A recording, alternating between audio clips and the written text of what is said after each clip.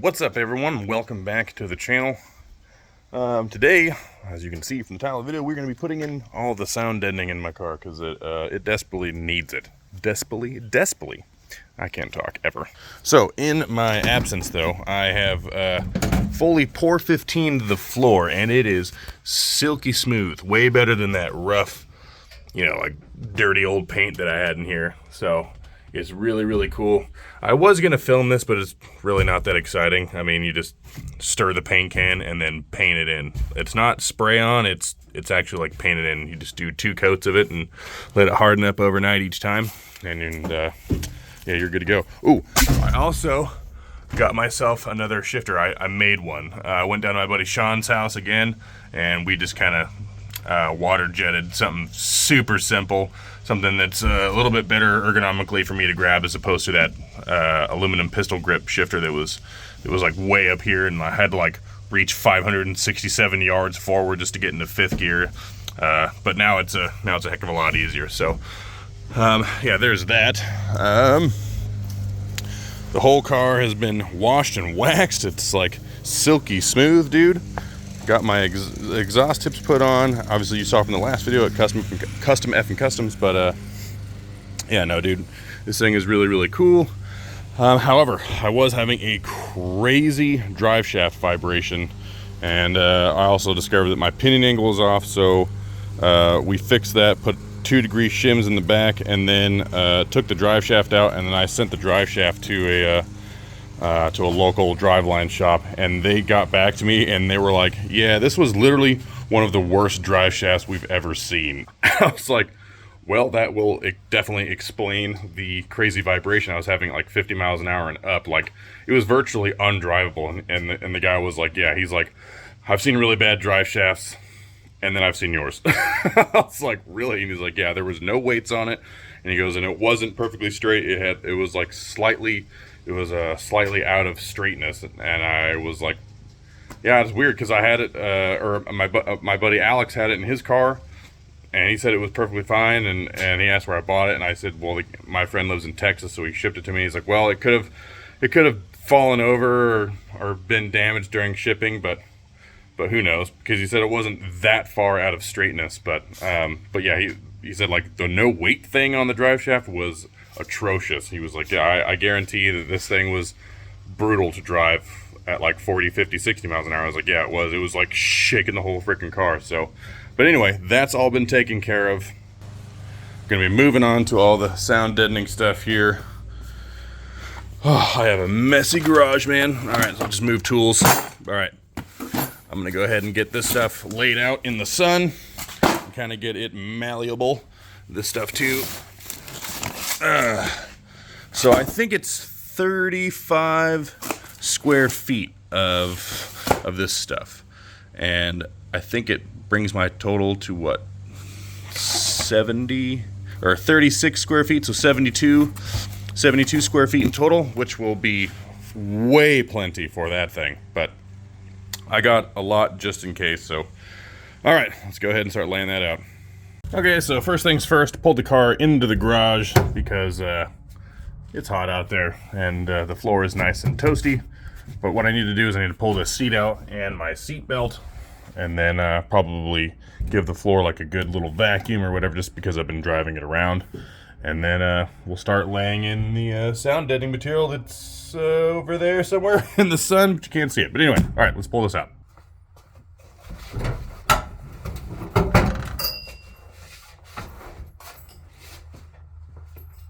Alright, so I just vacuumed the floor, both sides, just to get up any dirt or whatever it is that might have been on the floor from my feet getting in and out or whatever. And now what I'm going to do is I'm going to take all the sound deadening, I'm going to bring it inside the car and kind of just lay it out where I want it to be and kind of get myself like a general template. And then from there, then I'll cut them like to the shapes they need to be, especially like on the firewall area by my pedals. And then I'll start sticking it in there. So I'm going to go ahead and move all this on the inside right now. Okay, kind of just a rough layout, but it looks like I can get 4 sheets down here, probably a couple sheets up here in the middle, and then another 4, and maybe a 5th sheet up there too. yeah, I'll probably have to cut up a 5th sheet up here. But yeah, so far it looks like just 4 down here. Obviously I'll probably have like 2 or 3 back here, and then I'll lay out a bunch in the trunk.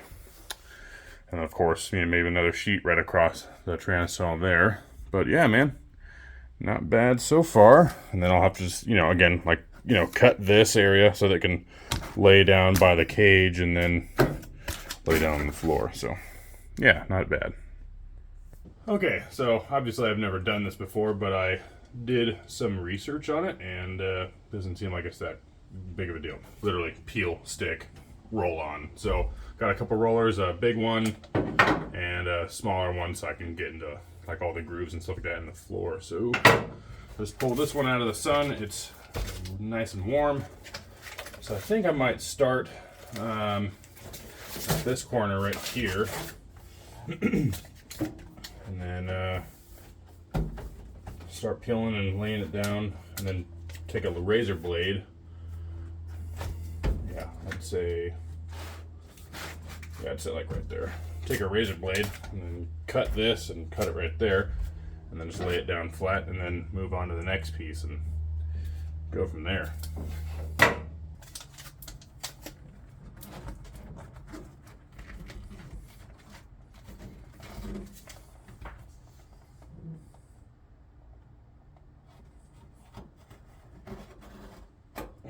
So one cut there, bring it out some.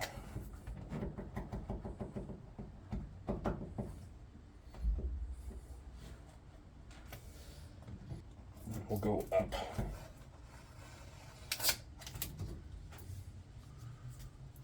Okay, so yeah, perfect. So essentially just like that. All right, now time to start peeling and sticking.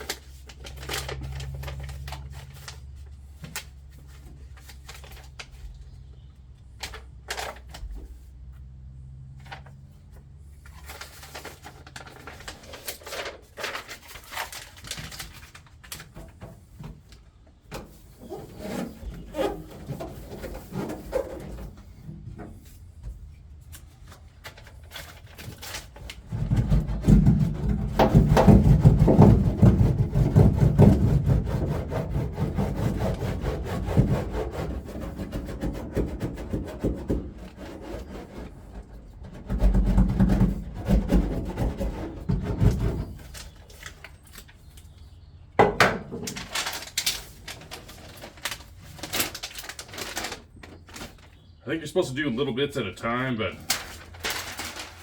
I'm just going to go ahead and lay it all down right now, because it looks okay.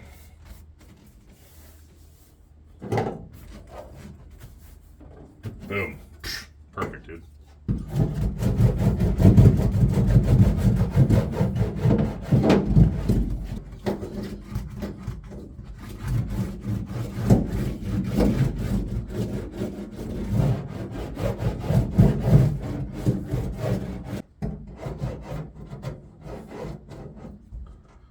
Okay, so now I kind of understand why they say do like little bits at a time, like, you know, peel it back and then work it in there and then peel it back, because if you just lay the whole sheet over like I just did, and I didn't ruin anything, it's just probably not as good as it should have been. You'll create like these little air pockets like in like the grooves of the floor, like all like this space right here. And then when you try to go over it with this thing, you'll end up like splitting the little metal on here. Again, which is not a huge deal. Like I'm never gonna, you know, you're never really gonna see this ever. So not a huge deal, but I would say for the rest of the car, I'll just do a little bit at a time, make sure I work the material into all the little grooves, and then lay it down as I go along. So, all right, but you don't need to watch me do this one at a time. So let's just do like a time lapse thing. Let's go.